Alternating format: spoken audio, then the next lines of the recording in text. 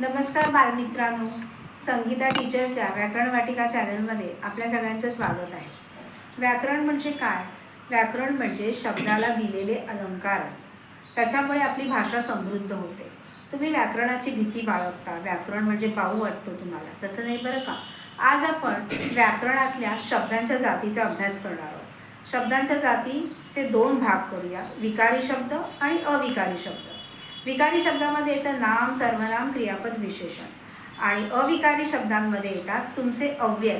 अव्यय असतात की नाही, ज्या अव्यय म्हणजे काय, अविकारी शब्द म्हणजे काय, ज्याचा आपण वाक्यात उपयोग केल्यानंतर नाम किंवा सर्वनाम अथवा वचन बदललं तरी त्यांच्यावर काही परिणाम होत नाही, म्हणून त्यांना अविकारी शब्द म्हणतात. क्रियाविशेषण अव्यय, उभयान्वयी अव्यय, शब्दयोगी अव्यय आणि केवल प्रयोगी अव्यय असे 4 अव्ययाचे प्रकार आहेत.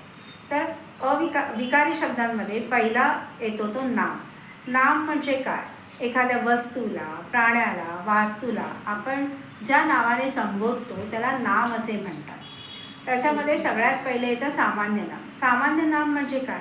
एकाच जातीच्या प्राण्यांना किंवा वस्तूला आपण ज्या नावाने संबोधतो त्याला सामान्य नाम म्हणतात. जसं की पुस्तक. सगळ्या पुस्तकांना आपण काय म्हणतो? पुस्तक. मग आपण त्यांची वेगवेगळी नावं घेतो. भाषेचं पुस्तक, सामान्य विज्ञानाचं पुस्तक, इंग्लिश, गणित, इतिहास वगैरे वगैरे.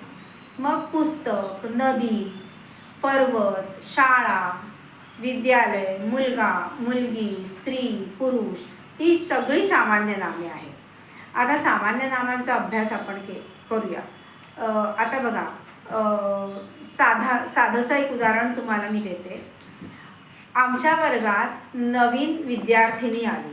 आता विद्यार्थिनी हे सुद्धा एक सामान्य नाम आहे.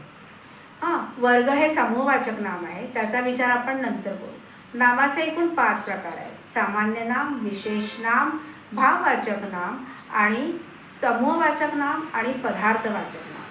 तर सामान्य नामाचा आज तुम्हाला मी समजावून सांगितलं की एकाच जातीच्या प्राण्याला किंवा वस्तूला ज्या एकाच नावाने आपण संबोधतो, म्हणजे जातीवाचक म्हणतो, संबोधन करतो, त्याला सामान्य नाम असं म्हणतात.